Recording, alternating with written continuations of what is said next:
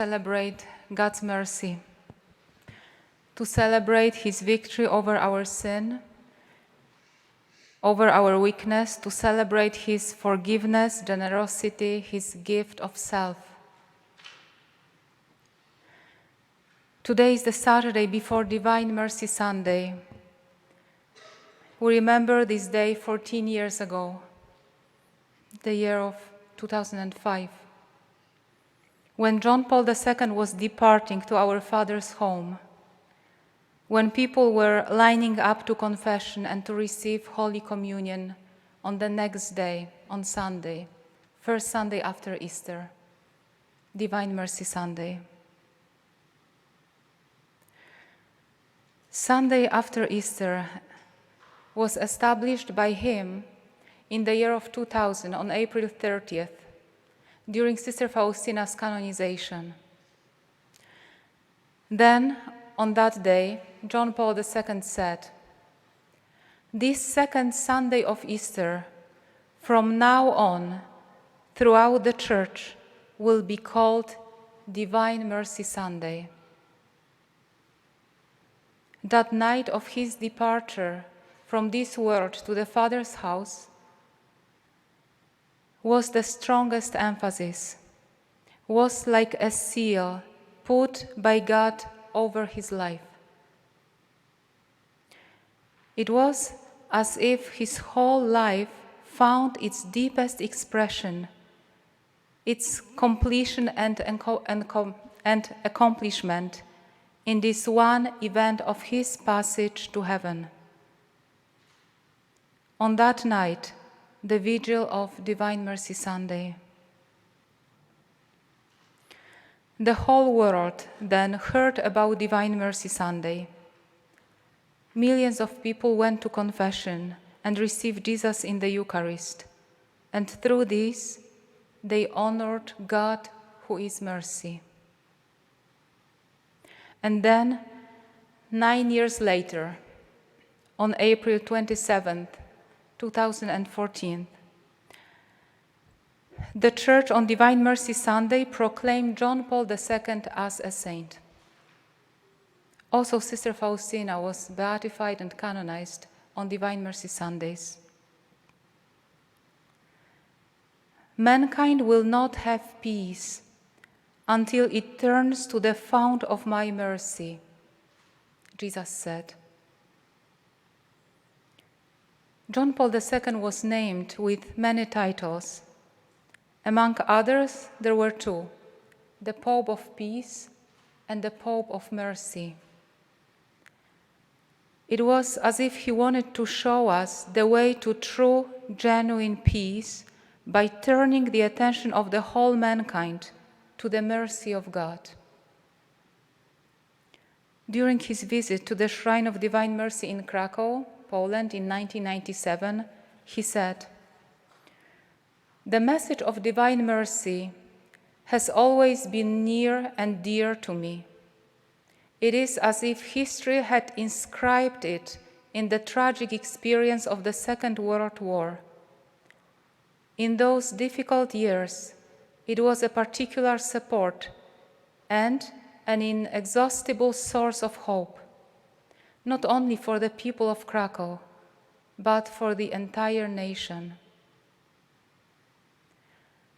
This was also my personal experience," he said, "which I took with me to the See of Peter, and which, in a sense, forms the image of this pontificate.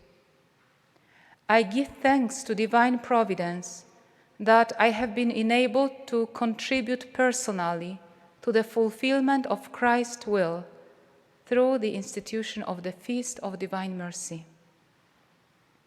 Here, near the relics of Blessed Faustina Kowalska," he continued, "I give thanks also for the gift of her beatification.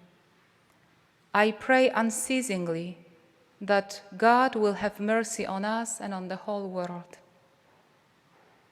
End quote. For me, these words, which I just read, are the key to understand his life, his teaching, and his apostolic mission. What is this key? We find it in his own words. The tragic experience of the Second World War and also other sufferings he went through, and the message of divine mercy, which has always been near and dear to me. In 1981, he confirmed it, saying, "Right from the beginning of my ministry in St. Peter's See in Rome, I considered this message of mercy my special task. Providence has assigned it to me in the present situation of man, the Church, and the world. It could be said that precisely this situation assigned that message to me as my task before God." End quote. So we can say that suffering and the mystery of God's mercy are these two realities he carried in his heart. That the suffering he was going through opened him to God's mercy. That his suffering found relief in God's mercy. That in it he found the deepest peace. And as he wrote in one of his poems, "Love has explained everything to me." I think that easily we can say, mercy has explained everything to him. Being overwhelmed by such a heavy burden of suffering, he lived out every experience in dialogue with God, seeking the face of God and his own face, and the meaning of things. He did not close in on himself, did not shrink under the pressure of suffering. Why? What was giving him such a strength? It was the image of God he had, God as the Father of mercy. He expressed his childlike trust in God's mercy during his pilgrimage to Divine Mercy Shrine in Krakow, saying, "From here, in fact, went out the message of divine mercy that Christ himself chose to pass on to our generation through Blessed Faustina." It was in 1997, so she was still blessed. And it was a message that is clear and understandable for everyone.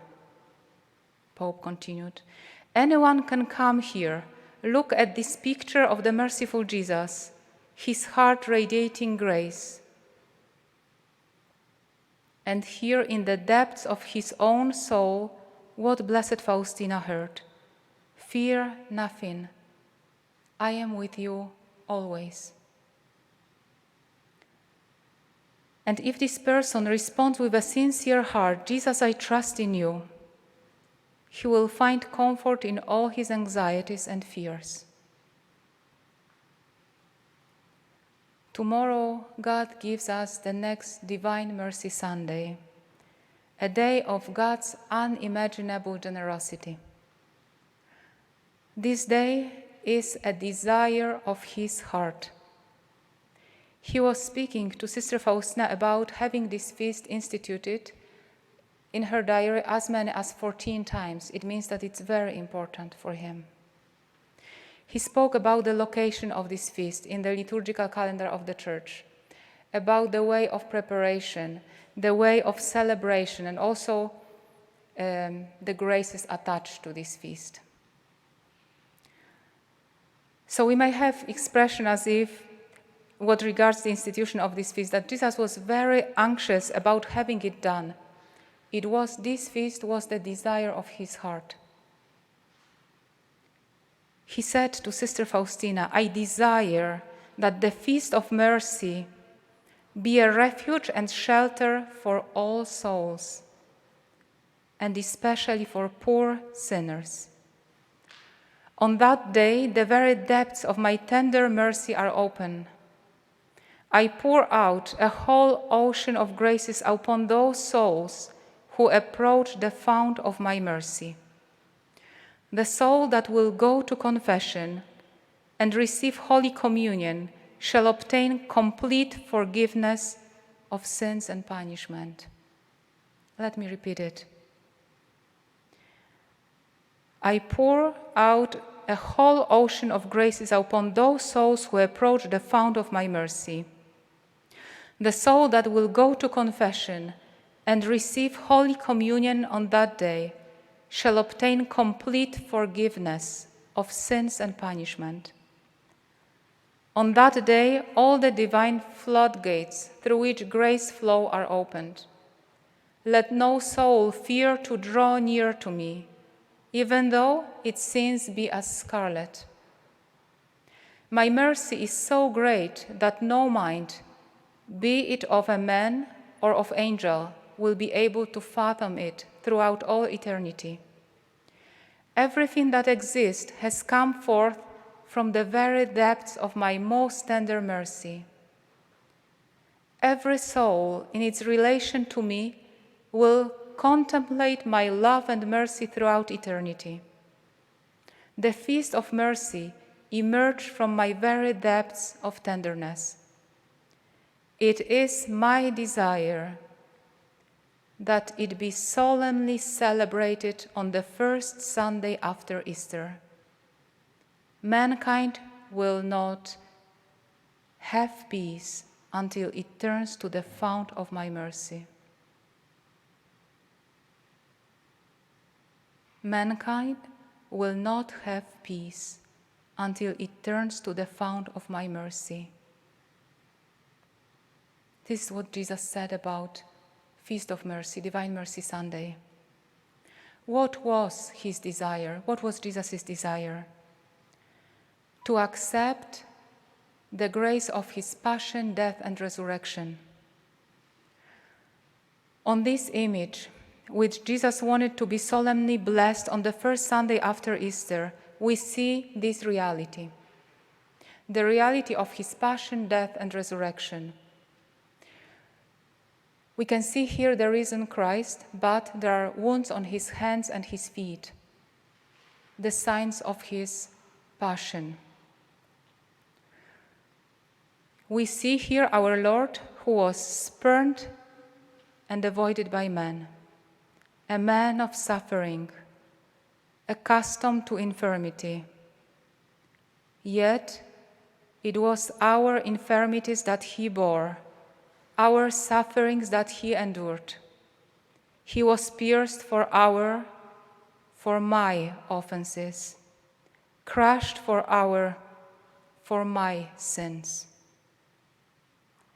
He took on himself my very sin. What is this? My own scenario for my life. The place in my life where I may think I don't need God, where I turn my back to him, where I think I'm all set. But at the same time, the place where I am most vulnerable, most wounded, helpless, enslaved, entangled. Once Jesus said to Sister Faustina, "My daughter, you have not offered me that which is really yours." And then Sister Faustina started thinking, "Jesus, what it is? Tell me what it is that I haven't given to you. I think I gave you everything." And you know what Jesus said? "Daughter, give me your misery, because it is your exclusive property." Your misery. Jesus wants me first to acknowledge my sinfulness, give it to him in the sacrament of reconciliation, and accept his forgiveness. He wants to free me, to give me new life, to transform me from the biblical old man in me to the new man, to clothe me with his grace, to cleanse me in his blood, and to raise me to a completely new quality of life in him. This is the grace of his Passover. This is the fruit of God's compassionate heart. This is divine mercy. Divine mercy which is most fully revealed in Jesus' passion, death, and resurrection. Divine mercy which does not hesitate to pay the highest price. We remember last Saturday we were singing in the Exalted, not we, the priest. To ransom a slave you gave away your son and made this slave your child. On this image we see Jesus, the risen Lord, with the wounds on his hands and his feet, who comes to the cenacle to the fearful apostles and establishes the sacrament of reconciliation, saying, "Whose sins you forgive are forgiven them, and whose sins you retain are retained." This is his gift. The Lord who brings us forgiveness. And the forgiveness we can receive on Divine Mercy Sunday is not like a regular forgiveness. This is divine forgiveness.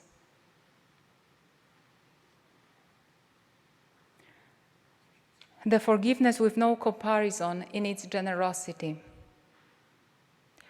Actually, we can compare it to one of the graces we receive only once in our life, during our baptism. Complete forgiveness of guilt and punishment. Then our souls are made pure, clean, completely. Such a grace we can receive tomorrow on Divine Mercy Sunday.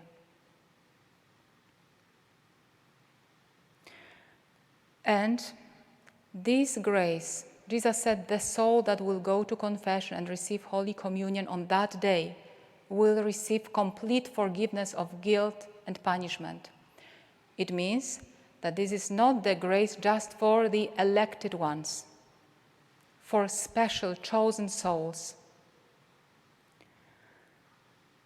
This Sunday is a flower, or more, it's a fruit of his Passover, death and resurrection. This Sunday is the realization, the crowning achievement of his work of redemption. We cannot get stuck on Good Friday, when the work of redemption was still in progress, when Jesus on the cross said, "Consummatum est," it is finished, it is consummated. This is the moment of confession in Jesus' promise, when we, in spirit, standing in front of his cross, we acknowledge our sinfulness, our sin. We confess it, means we entrust it to him. And in humility, we receive his forgiveness. This is the first part of his promise. And now we go further. Tomorrow we will close the octave of celebration, the octave, the 8th day of Easter. And tomorrow we will receive Jesus in the Eucharist after good confession. And this is this completion. What is divine mercy about? About the great gift which is given, but which is also received. Jesus gave everything. He gave us himself, his very life. He couldn't give anything more. He gave everything. We are free. This gift, capital G, him, can be rejected.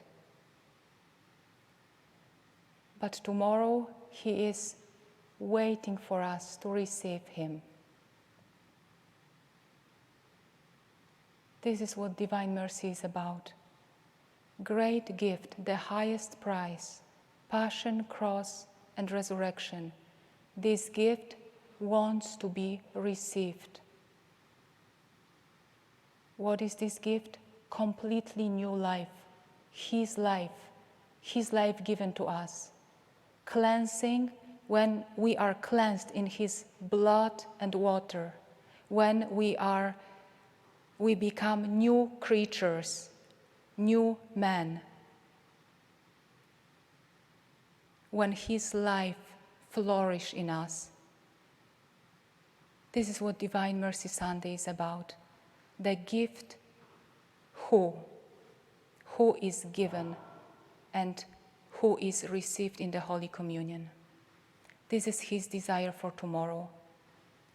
And now it's easy, and it's our joy to see his joy when he was saying, "My heart rejoices in this feast."